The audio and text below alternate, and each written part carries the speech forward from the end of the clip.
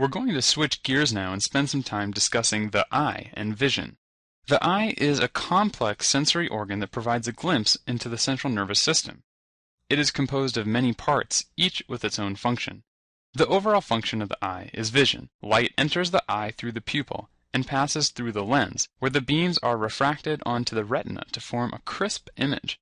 The image that is projected onto the retina is the inverse and reverse of the image seen. The ciliary muscle controls the shape of the lens, allowing it to adjust the angle of refraction. The fovea is the point on the retina with the highest visual acuity, because it contains about half of the fibers in the optic nerve. Now, slightly nasal to the fovea is the optic disc, which is where the optic nerve exits. It is also your blind spot, because there are no photoreceptors over the optic disc. The retina is composed of both rods and cones. Rods are more numerous, but have poor spatial and temporal resolution. They're important for black and white vision. Cones are highly represented in the fovea, and they provide for high visual acuity. Cones are for color vision. The pupil is the hole in the center of your eye that allows light to pass through. The iris is what gives you color in your eyes. The sclera is the white of your eyes. It's a tough connective tissue covering the eyeball. The extraocular muscles insert onto the sclera. The cornea is a transparent layer that protects the eye. In the anterior segment, the lens is bathed by a clear, watery fluid called the aqueous humor. Dysregulation of the production of aqueous humor leads to glaucoma. In the posterior segment, the fluid is called vitreous humor. Note that the posterior segment is different from the posterior chamber. The posterior chamber is a small area behind the iris and in front of the lens. The choroid is a thin tissue layer containing blood vessels to the eye. It's sandwiched between the sclera and the retina. The USMLE does not test advanced questions on ophthalmologic pathology, but there are a few questions that you should know. Retinitis is infection of the retina. The most common cause is CMV retinitis in immunocompromised patients. Untreated, it leads to progressive vision loss and blindness. On ophthalmologic exam, you will see cotton wool exudates and retinal hemorrhages. Treatment is with antivirals Foscarnet or ganciclovir. Iritis is infection of the iris and the anterior chamber. Symptoms include unilateral painful red eye, blurred vision, photophobia, and tearing. The diagnosis is made by slit lamp exam, showing flaring in the anterior chamber, which appears as a smoky haze. Treatment here is with corticosteroids. It's important to know that near vision is achieved by the ciliary muscle contracting, which relaxes the lens so it is more convex. Distant vision is achieved by the ciliary muscle relaxing, which contracts the lens so it flattens. With aging, the lenses become increasingly sclerosed, so they develop problems with near vision called presbyopia, and thus many elderly patients require bifocals. Also, glaucoma, macular degeneration, and cataracts develop in the elderly, which can also lead to vision loss. Retinal artery occlusion is caused by embolization of plaque material from the ipsilateral carotid or ophthalmic artery. Now, who's your typical patient? You'd have a middle-aged man with carotid artery disease who presents with sudden, painless, and complete loss of vision. The opto exam will reveal pallor of the optic disc and what's called boxcar segmentation of blood in the retinal veins. You may see a cherry red spot in the fovea because the retina is quite thin at that location. Aqueous humor is produced by the ciliary body. Try not to confuse this with the ciliary muscle, which controls the concavity of the lens. This occurs in the posterior chamber, and the humor then travels to the anterior chamber through the pupil. It's resorbed in the canal of Schlemm. Glaucoma is defined as increased intraocular pressure from aqueous humor within this system. Chronic open-angle glaucoma is caused by decreased flow through the canal. Acute closed-angle glaucoma is caused when the angle between the iris and the cornea suddenly blocks the flow. Chronic glaucoma is associated with gradual loss of peripheral vision, but it's painless and silent. Most people don't even know they have it until someone screens for it in a visual acuity exam. Now, acute glaucoma has sudden onset and is very painful.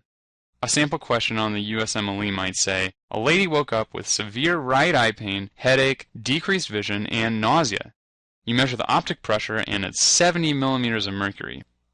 You should know that acute glaucoma is an ophthalmologic emergency.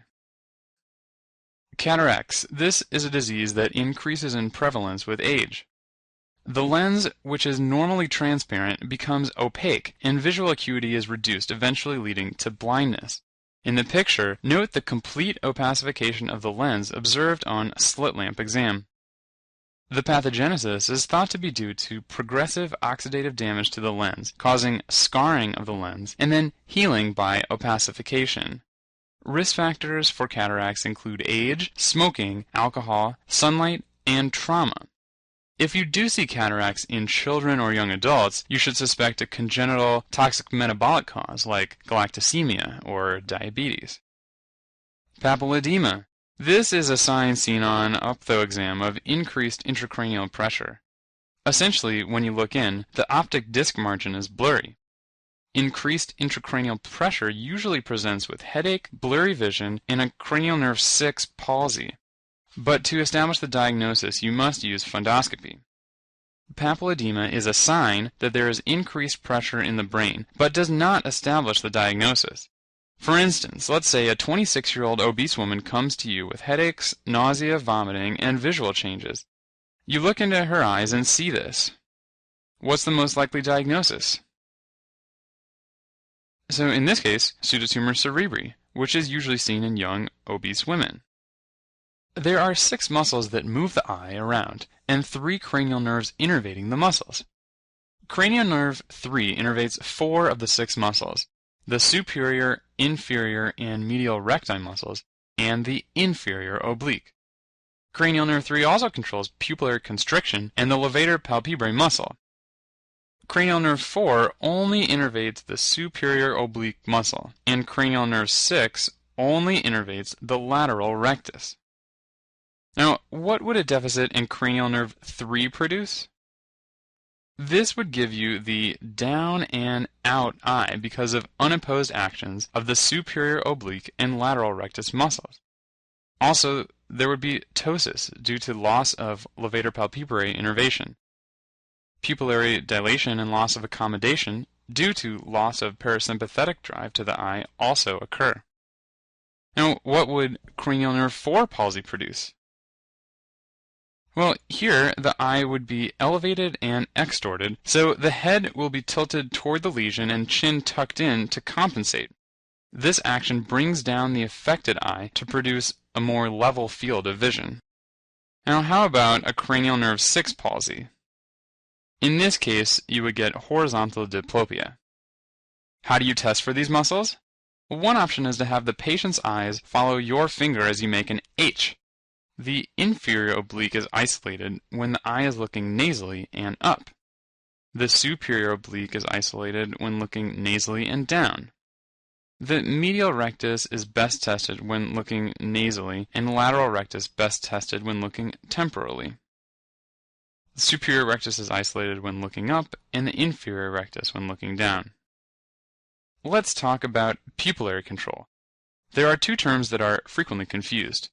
Constriction, also known as miosis, and then we have dilation, also known as mydriasis, D for dilation or mydriasis. Pupils constrict due to parasympathetic tone provided by cranial nerve 3 through the Edinger-Westphal nucleus. Pupils dilate due to sympathetic tone provided by the vagus through the T1 preganglionic nerve. This leads to the superior cervical ganglion, to a postganglionic sympathetic nerve, and eventually the long ciliary nerve. Here's another critical topic in neurology. Light enters the retina and exits via the optic nerve at the optic disc. The nasal portion of the retina, that is, the temporal part of the visual field, crosses to the opposite side at the optic chiasm. The temporal part of the retina, meaning the nasal part of the visual field, stays ipsilateral to the input of light. The nerve then continues as the optic tracts until they reach the lateral geniculate nucleus in the thalamus. From the thalamus, they travel to the visual cortex in the occipital lobe for processing of the image. There are two paths. The superior fibers project from the thalamus to the upper bank of the calcarine fissure via the parietal lobe. The inferior fibers project via the temporal lobe to the lower bank of the calcarine fissure. This path is also known as Meyer's loop. The pupillary light reflex is much faster than the visual processing. Light from the retina will reach the ipsilateral pretectal nucleus. Nerves originating from the pretectal nuclei will then synapse in the Edinger-Westphal nuclei, which are bilaterally innervated. The Edinger-Westphal nuclei affect the parasympathetic functions of cranial nerve 3, leading to pupillary constriction when light is shined. The pupillary light reflex is thus afferent through 2 and efferent through 3. The consensual response is due to the bilateral innervation of the EW nuclei.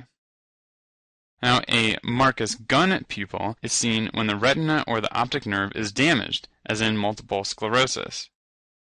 Because there is decreased light input, the pupils do not constrict as much when light is shown into the infected eye. This is called the swinging flashlight test.